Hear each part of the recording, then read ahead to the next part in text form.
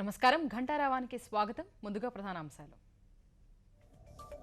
జాతీయ ఉత్తమ చిత్రం బాహుబలి, ఉత్తమ ప్రాంతీయ చిత్రంగా కంచె, ఉత్తమ నటుడు అమితాబ్.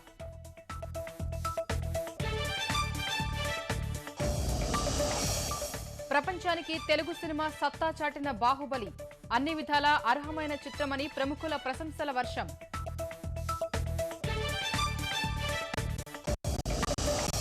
అట్టహాసంగా పద్మ పురస్కారాల ప్రదానం, 5గురికి పద్మ విభూషణ్, 8 మందికి పద్మభూషణ్.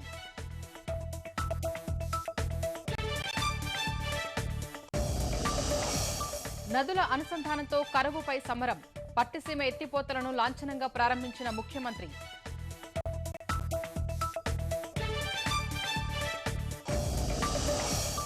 అగ్రిగోల్డ్ వ్యవహారంపై శాసనసభలో వాడివేడి చర్చ, బాధితులను అన్ని విధాలా ఆదుకుంటామన్న ప్రభుత్వం.